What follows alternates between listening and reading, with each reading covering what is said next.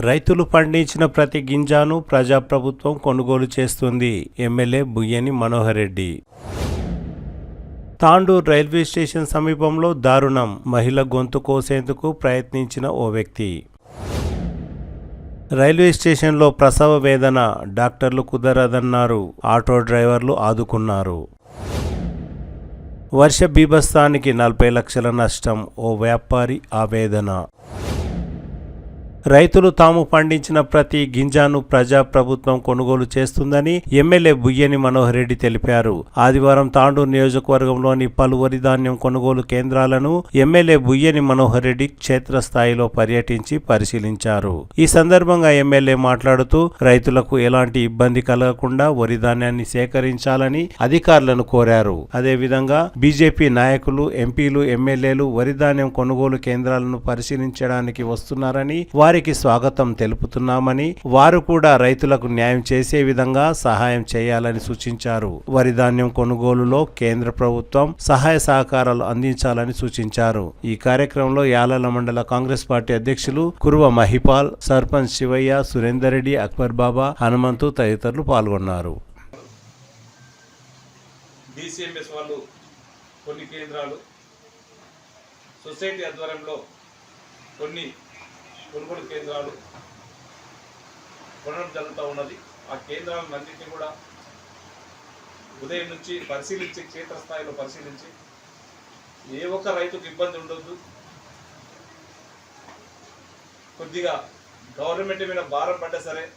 ఈరోజు మీకు అందరూ కూడా తెలుసు, ఈ స్వతంత్ర భారతదేశ చరిత్రలో ఒక తెలంగాణలోనే దాదాపు 1,52,00,000 మెట్రిక్ టన్నుల ధాన్యం రావడం జరిగింది. ఇది ఒక రికార్డు, భారతదేశ చరిత్రలో ఒక రికార్డు. దీనికి సెంట్రల్ గవర్నమెంట్ కూడా, బీజేపీ గవర్నమెంట్ కూడా ఎలాంటి మద్దతు ఇవ్వకపోవడం, వాళ్ళు ఏదైతే ఎంఎస్పీ ఫిక్స్ చేస్తుంది సెంట్రల్ గవర్నమెంట్, ఈరోజు పండిన ధాన్యం వరకు మనము రైతు పండించినటువంటి ఆఖరి గింజ వరకు కొంటామని చెప్పి మనం చెప్పినాం, రైతులకు భరోసా కల్పించినాం.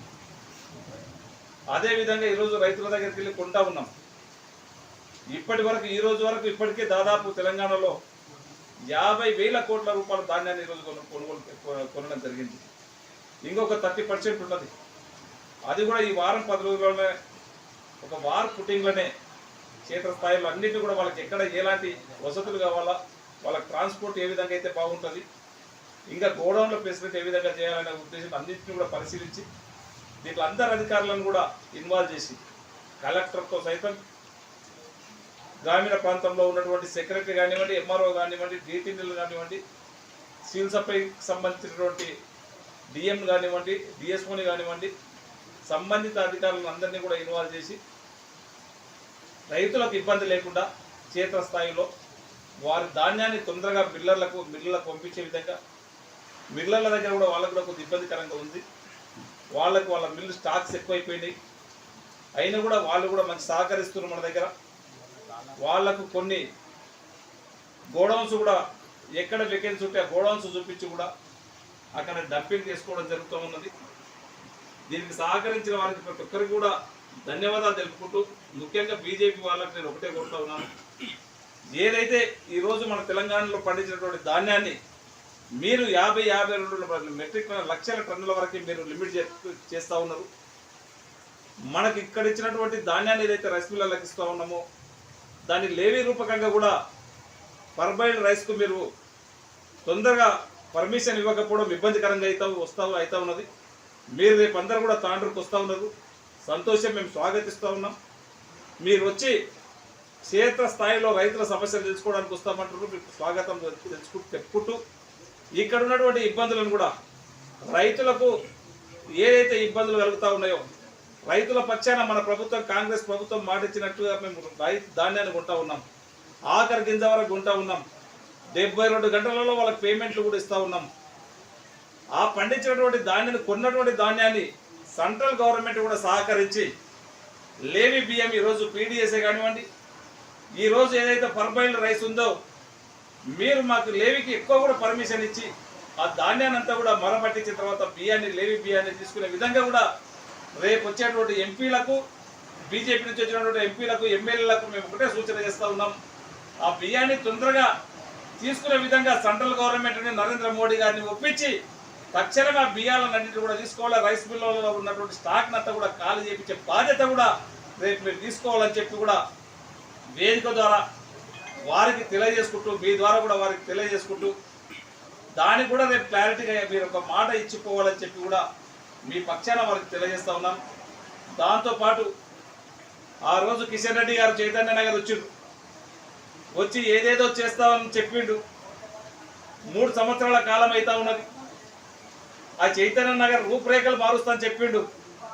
ఏం చేసిండో ఒకసారి వాళ్ళు ఆలోచన చేసుకోవాల్సిందిగా ఆ రోజు ఇచ్చినటువంటి హామీలని ఒకసారి నెమరు వేసుకొని ఈ 3 సంవత్సరాల కాలంలో మీరు ఏం చేసిండ్రో ఒకసారి క్షేత్రస్థాయిలో ఆ చైతన్య నగర్ కూడా వెళ్ళి ఆ రోజు మీరు చెప్పినటువంటి హామీలను ఎన్ని ఇంప్లిమెంట్ చేసిండ్రో ఒకసారి ఆ విలేజ్ కూడా వెళ్ళి క్షేత్రస్థాయిలో పరిశీలించి మా రైతాంగాన్ని కూడా వచ్చి మీరందరూ కూడా పరామర్శిస్తే సంతోషిస్తామని చెప్పి కూడా తెలియజేసుకుంటూ, ఎక్కడ కూడా మనం అందరం కూడా ఇక్కడ రైతుల పక్షాన ఏ ఒక్కరికి ఇబ్బంది రాకుండా వారి పక్షాన ఉండేది. ఎందుకంటే ఇది వర్షాకాలం, వాళ్ళు ఎంతో 6 నెలలు కష్టపడి ఎండనక వాననక రాత్రి బౌళ్ళు చేళ్ల దగ్గర నుండి పండించుకున్నటువంటి పంటని ఈ అకాల వర్షాల వల్ల నాకు కొద్దిగా నష్టం, కొద్దిగా ఇబ్బంది అయితే కూడా తడిచిపోయినటువంటి ధాన్యాన్ని కూడా మళ్ళీ కొద్దిగా ట్రై చేసి దాన్ని మిల్లర్లకు ఇప్పించే ప్రయత్నం ఖచ్చితంగా చేస్తాం.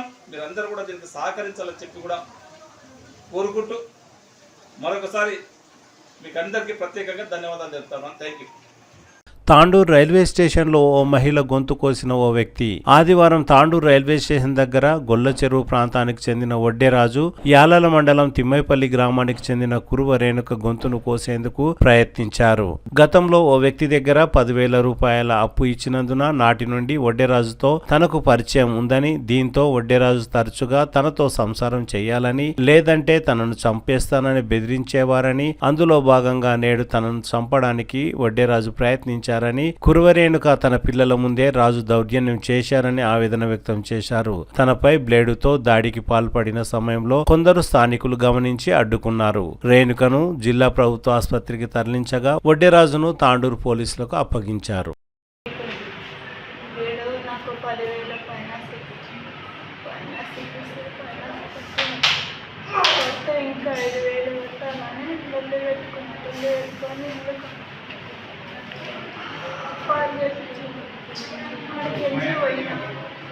గుంపులో పనిచేసిన నిన్న వచ్చిన చేస్తే సంసారం నాతో చేయదు, లేకపోతే నేను ఎవరితోటి చేయని, నేను చంపేస్తాను. నీవన్నా నిన్న ఉండాలని నీతోటి లొల్లు పెట్టింది. జైరాబాద్కి తోలుకోపోయింది వాడే, ఇప్పుడు తోలుకొచ్చింది వాడే. ఎవరు? రాజుగాడు, వడ్డే రాజుగాడు, గొల్లచెరు. ఏమైతాడు నీకు? నాకేమి కాదు, అక్రమ సంబంధం అంతే, ఏమి కాదు. చేసే సంసారం నాతోటి చేయదు, లేకపోతే ఎవరితోటి చెయ్యని. వేరంతో ఎట్లా చేస్తావో, ఇంకొంతో ఎట్లా చేస్తావో నేను చేస్తాను. నిన్నన్నా చంపుతా, నేనన్నా చచ్చిపోతాను. జైరాబాద్లోనే బ్లేడ్ తీసుకొని చేస్తే పోలీసు ఆయన కాళ్ళు ముక్కితే విడిచింది. ట్రైన్లో కొడితే మంది తుర్కమంది ఎడిపించింది. ట్రైన్ దిగినాక నేను మా మేస్త్రి పైసలు పోతా, ఎక్కడ పోతా అంటానంటే నీవు ఎట్లా పోతావని బ్లేడ్ తీసుకొని కోసిండు సార్. ఎందుకోసం కోసిండు? చేస్తే వాటితోటి సంసారం చేయాలంట, లేకపోతే లేదంట, లేదంటే నేను చచ్చిపోవాలంట, లేదంటే నన్ను నా పిల్లల్ని నమ్మేస్తానే జైరాబాద్ కంచి నుంచి ఇలా హింసలు పెడుతుంది. ఇప్పుడు ఆటో దిగించాడు, బస్ స్టాండ్కి నీకు వద్దు, నేను పోతా, నేను నా పిల్లలు గుంపుకు పోతామంటే నన్ను కోసింది. పోతే 9 మంది పట్టుకొని కొట్టింది, ఇష్టం వచ్చినట్టు. రక్తం వచ్చింది కానీ నిలబడతాను. నా పిల్లలు ముట్టుకుంటే అప్పుడు తెలిసాయి. తాను ఇప్పుడే ప్రసవం కాలేవని, ఇంకా సమయం ఉందని వైద్యులు చెప్పడంతో తాను తలదాచుకునేందుకు ఓ మహిళ రైల్వే స్టేషన్ కు చేరుకుంది. తాండూరు పట్టణంలోని మాతా శిశు సంరక్షణ ఆసుపత్రిలో తమకు ఇంకా సమయం ఉందని, ఇప్పుడే డెలివరీ కాలేవని, తర్వాత రావాలని వైద్యులు ఓ మహిళకు సూచించడంతో ఆ మహిళ రైల్వే స్టేషన్ చేరుకుంది. అక్కడే పండంటి బిడ్డకు జన్మనిచ్చింది. వైద్యులు కాదన్న రైల్వే స్టేషన్ పరిసర ప్రాంతంలో ఉన్న ఆటో డ్రైవర్లు ఆమెను ఆదుకున్నారు. డెలివరీ అనంతరం బిడ్డను, తల్లిని జిల్లా ప్రభుత్వ ఆసుపత్రికి తరలించారు. ఈ సందర్భంగా మహిళ మాట్లాడుతూ వైద్యులు నిర్లక్ష్యంగా వ్యవహరించారని, అందుకే తాను రైల్వే స్టేషన్ చేరుకున్నానని, అక్కడే ప్రసవించానని తెలిపారు. ఎక్కడ ఉంటావమ్మా నువ్వు? నా జిన్పుట్లన్నా ఏమో ఇక్కడ కాలనీ కాడ హాస్పిటల్లో ఏం చెప్పాము నీకు? అక్కడ ఇప్పుడే డెలివరీ కాదంటానన్నారు. ఆ, అంటే ఇప్పుడు నొప్పులు రావు, ఇప్పుడు ఏం కాదు అంటేనా. అంటే నేను ఇక్కడ సంతకం పెట్టమంటే ఇక్కడ సంతకం పెట్టి ఆ, నేను ట్రైన్కి ఎక్కొచ్చిన. ఆ. వచ్చి స్టేషన్ లో కూర్చున్నా వార్నింగ్ అయింది. ఏ హాస్పిటల్? హైదరాబాద్ లో చెప్పిర్రా, ఈడ తాండూరులో చెప్పిర్రా? ఇది ఇప్పుడు నొప్పిలు కావని అక్కడ హైదరాబాద్ రోడ్ కు హైదరాబాద్ రోడ్కే కదా. సరే, ఇప్పుడు ఏమైంది? ఇక్కడనే డెలివరీ అయిపోయింది. ఇది ఇక్కడనే అయ్యింది. ఈ స్టేషన్ లో అంబులెన్స్ కి ఫోన్ చేస్తే ఏం చెప్తున్నారు? ఏమో వాళ్ళు ఫోన్ లేపరా? ఫోన్ లేపలేనట్టున్నారన్న. వచ్చిందా అంబులెన్స్ నీకు? రాలే. సరే, ఈడ హైదరాబాద్ రోడ్ హాస్పిటల్నే కదా. ఎవరు? ముస్తాఫాబాయ్ ఆటో వచ్చి తీసుకోతున్నారు నీకు. సరే. ఆదివారం సాయంత్రం కొద్దిసేపు కురిసిన భారీ వర్షం బీభత్సం సృష్టించింది. ఒకేసారి విపరీతమైన ఈదురగాళ్లు, మెరుపులతో కూడిన వర్షం కురవడంతో యాలల మండలం చెన్నారం గేట్ దగ్గర నిర్మిస్తున్న ఓ రేకుల షెడ్డు కుప్పకూలింది. వర్షానికి తల దాచుకునేందుకు వెళ్లిన కొందరు వాహనదారులు పరిగెత్తి ప్రాణాలను కాపాడుకున్నారు. భారీ రేకుల షెడ్డు సుమారు 40 లక్షల విలువ ఉంటుందని, అది కూలిపోవడంతో 40 లక్షల రూపాయలు నష్టపోయాయని షెడ్డు నిర్వాహకులు తెలిపారు. डिस्ट्रिक्ट सेक्रेटरी यहाँ पे चन्नारम गेट के पास, चन्नारम दौलापुर के बीच में जहाँ पे ढाबा डालने के लिए चारमीनार ढाबा और कंस्ट्रक्शन चल रहा था। ये पानी के स्पीड, पानी तूफान की हवा आने से पूरा शेड गिर गया मेरा। उसमें लोग जाने वाले, रोड पे जाने वाले आके ठहरे थे शेड के अंदर। वो लोग भी 20-25 आदमी थे, बच्चे थे, बड़े, औरतें, सब वो शेड ऐसा गिरने की वजह से भाग के आ गए। पूरा उनको बाहर निकाल दिया, मैं निकाल के बाहर सेफ पानी में ठहर गए। वो शेड गिर गया। अभी कम से कम हमारा 25-40 लाख का शेड डाले थे। अभी अब तक काम पूरा 40 लाख तक आया था। पूरा रोड बना के करके ये पूरा 6 तारीख 6वां महीना 2026 को ओपनिंग था। ओपनिंग रख के MLA साहब को, MP साहब को और हमारे चेयरपर्सन साहब को बुलाएंगे बोल को हम लोग डिसीजन लिए थे। हमारे पूरे लीडर्स को बुला के अच्छा ग्रैंड ओपनिंग करेंगे बोल को पूरा पैसा लगा। 1 साल से काम चल रहा था। अभी वो पूरा शेड गिर गया। हमारे को जो भी मेहरबानी करके MLA साहब, चेयरपर्सन साहब, MP साहब अगर जो भी मदद करे, जो भी मदद करना चाह रहे तो अगर कुछ भी आप करना चाह रहे तो आपकी मर्जी, मोहब्बत से आपको पूछ रहे। जो भी करना है आप आपके खुशी से आके। अभी जान भी नहीं गई, अभी बच्चे माल का नुकसान हुआ मगर जान का किसी का नुकसान नहीं हुआ. ఏకి ఎవరికి ఏం దెబ్బలు తగలలే. మేము సేఫ్గా బయటికి తెచ్చి నిలబెట్టినాం. వర్షంలో నేను నాని ఇన్నే కూర్చున్నాం. మేము మా పార్ట్నర్లు అంతా బైక్లో